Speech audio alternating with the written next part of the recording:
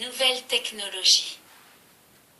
Les fonctions logiques à diode et NAND, OR, NOR, non. 2. Les fonctions logiques à diode. 2.1.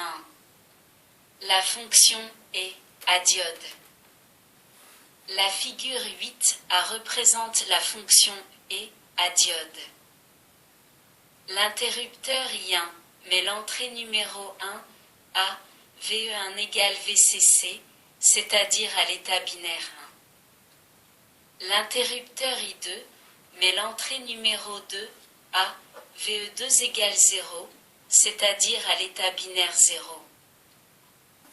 La sortie VS, dans ce cas, se trouve à un niveau de tension égal à la polarisation de la diode D2 dans le sens passant, soit 0,6 volts. Ce niveau 0,6 volts sera considéré comme absence de tension, soit l'état binaire 0. État binaire. VE1 égale 1. VE2 égale 0. VS égale 0. La figure 8-B reprend le même circuit, mais l'interrupteur I1 a changé de position. Il met désormais l'entrée numéro 1 à VE1 égale 0V, soit l'état binaire 0. L'entrée numéro 2 n'a pas changé de niveau. La sortie VS voit la tension directe des diodes D1 et D2 en parallèle, c'est-à-dire 0,6 volts, soit l'état binaire 0. État binaire. VE1 égale 0. VE2 égale 0. VS égale 0. Sur la figure 8C, les deux interrupteurs portent les entrées 1 et 2 au niveau de tension plus VCC. Aucune des diodes ne peut conduire, la tension VS, en l'absence de circulation de courant dans R, passe à plus VCC. État binaire. VE1 égale 1. VE2 égale 1. VS égale 1.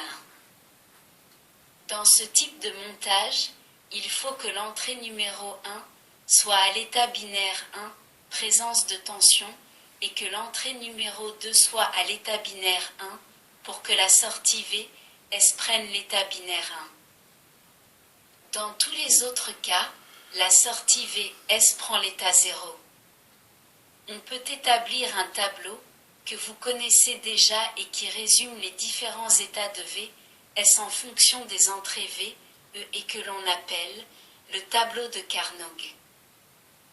La figure 9 représente le tableau de la fonction logique et sur cette figure sont représentés, en haut, les états binaires de VE1, sur la gauche, les valeurs binaires de VE2. À l'intérieur des cases, les différents états binaires de VS. La table de vérité est une autre façon de représenter le comportement d'un circuit. Elle est illustrée en figure 10 et constitue la carte d'identité du circuit. 2. La fonction ou à diode. Le schéma de ce circuit est représenté à la figure 11.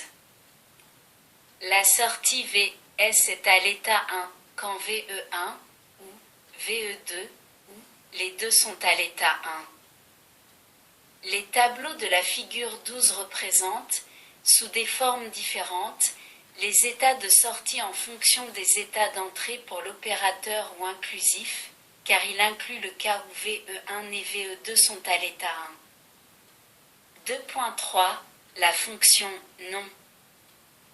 Pour former un système logique complet, il manque à ces deux opérateurs précédents un troisième, qui est la fonction non, ou fonction inverseur ou complément logique. Nous avons vu que le transistor, monté en émetteur commun, permet cette inversion, présence de tension VBE à l'entrée, absence de tension VCE en sortie. C'est donc avec le montage de la figure 13 que la fonction non est matérialisée. Vous y trouverez également sa table de vérité. Dans le cas où la fonction non et, par exemple, doit être réalisée, il faut réunir le circuit et à diode suivi du circuit non à transistor. L'étape suivante est toute tracée, il suffit d'intégrer les diodes et le transistor dans un même boîtier. C'est ce que l'on appelle la DTL.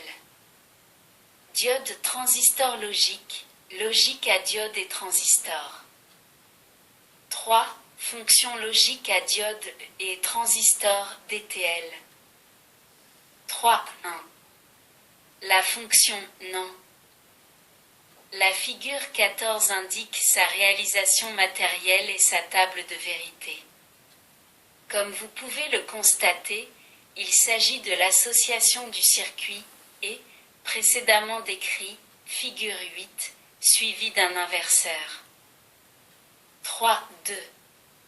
La fonction NOR. La figure 15 indique sa réalisation matérielle et sa table de vérité.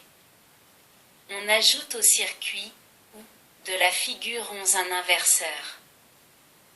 Toutefois, telle qu'elle, ces réalisations présentent un défaut de commande que nous allons prendre en compte dès à présent.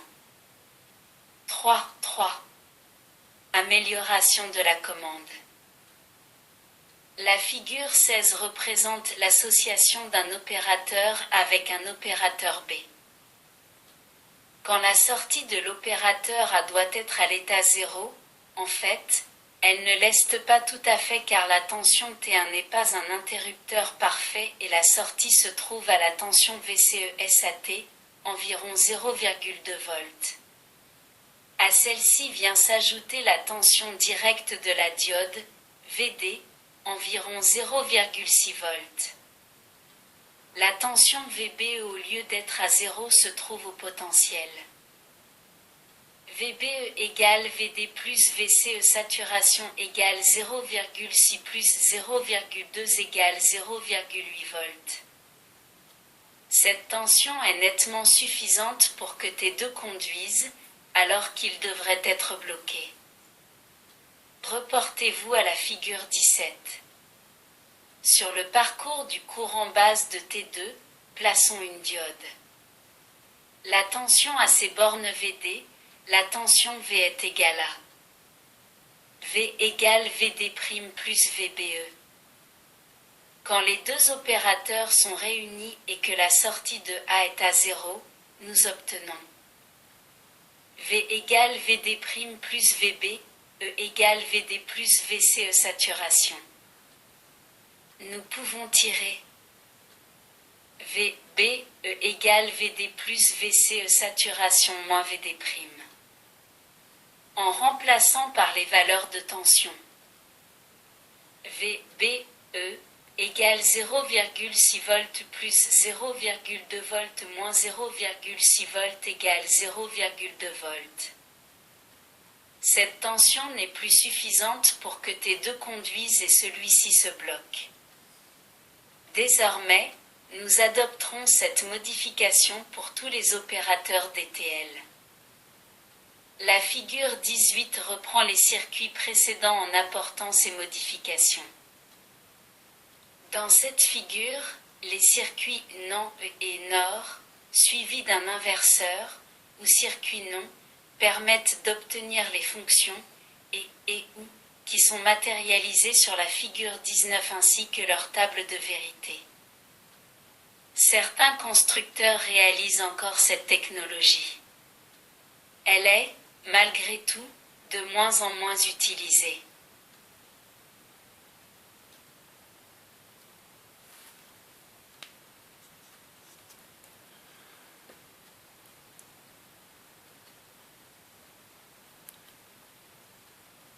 Merci de votre écoute. À bientôt.